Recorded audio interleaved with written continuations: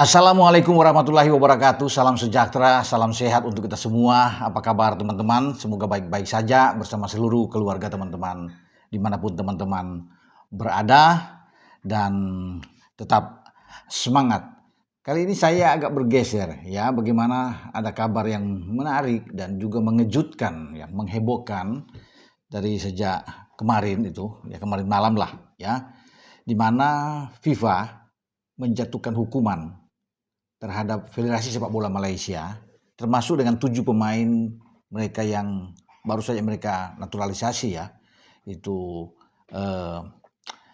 terdiri dari pemain-pemain Facundo Thomas Garces, yaitu adalah Felipe Araca, kemudian Rodrigo Julian Holgado, Emmanuel Javier Makuka, kemudian Joao Victor Brandao Figueiredo, ya, ada juga John Irazabal dan Hector Alessandro Hevel Serrano. Jadi mereka ini dianggap melanggar ya atas pelanggaran pasal 22 Kode Disiplin FIFA ya tentang pemalsuan ya soal dokumen.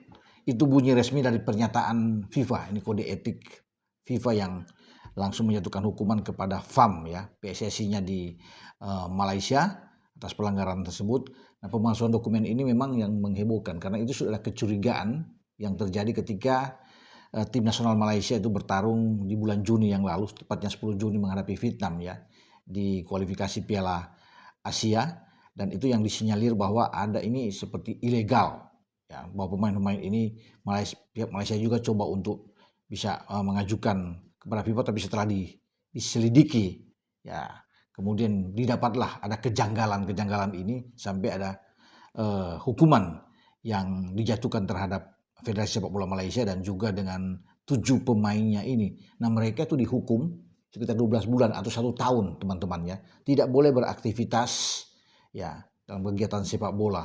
Ya, dan ini tentunya menjadi pukulan bagi FAM sendiri dengan kejadian seperti ini yang nampaknya ya agak memalukan juga kalau bisa dikatakan di sini dengan adanya pemalsuan dokumen ya yang terjadi, sehingga juga ada denda-denda yang dibuat oleh FIFA ya terhadap kejadian ini yang terjadi ya memang agak berbeda dengan situasi yang ada di Indonesia tentunya, di mana PSSI menaturalisasi pemain-pemain kita itu dengan sangat jelas ya, dan itu sudah terlihat sehingga tidak ada yang bisa meragukan itu karena kita kan punya garis keturunan itu yang diambil.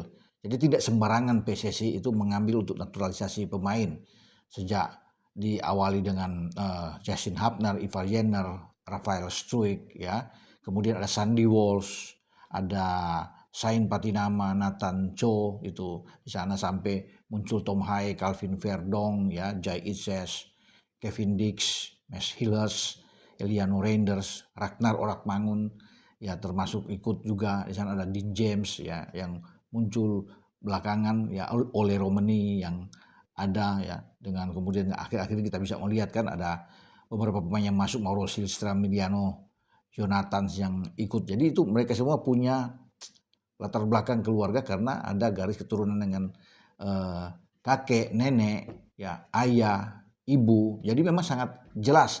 Nah, ini agak berlainan dengan yang dilakukan oleh Malaysia sehingga menimbulkan kecurigaan yang terjadi sampai kemarin itu diputuskan oleh FIFA ya kode etik untuk dihukum FAM dan 7 pemain ini.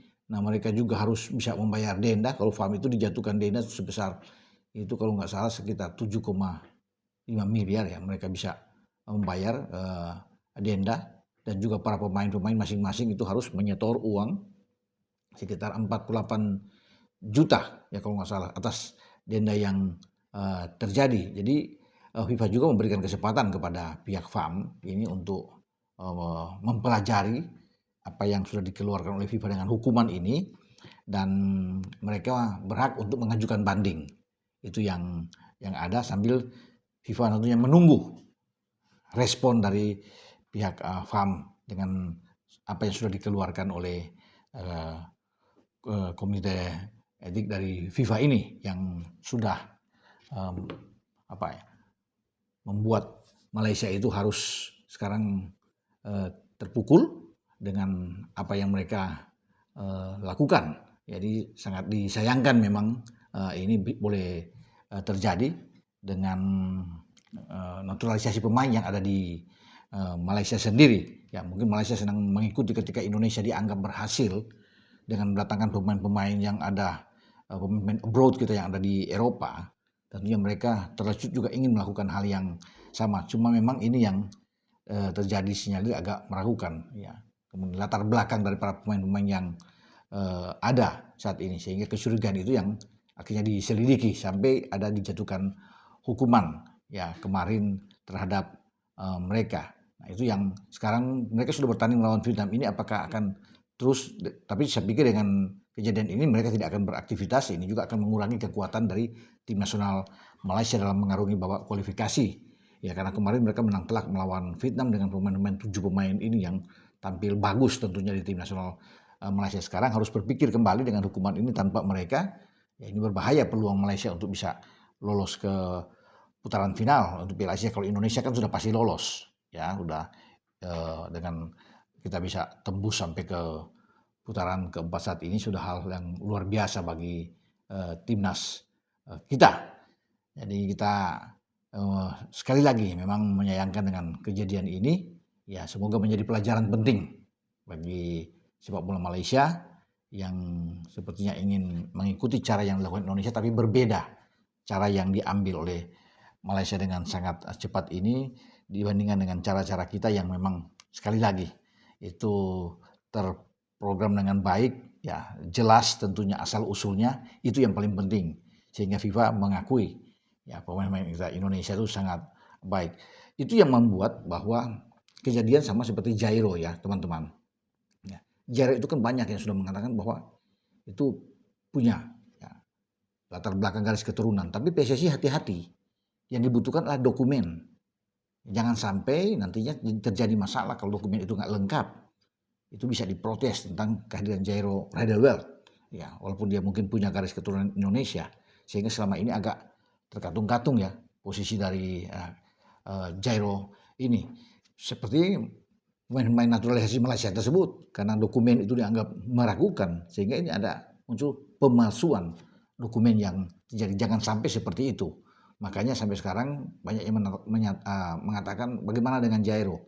Ya memang masih sulit ya. PSSI harus berhati-hati dalam hal ini. Jangan sampai nantinya muncul protes dan sebagainya akan merugikan bagi PSSI, akan denda dan sebagainya. Jadi itu menjadi pelajaran penting bagi kita semua. Oke, dengan saya Bung Ropan berbicara soal bagaimana kejadian terhadap FAM dan 7 pemain naturalisasinya yang kena hukuman. Semoga ada solusi terbaik bagi sepak bola Malaysia untuk melihat lebih jauh ke depan dengan kasus ini. Ciao.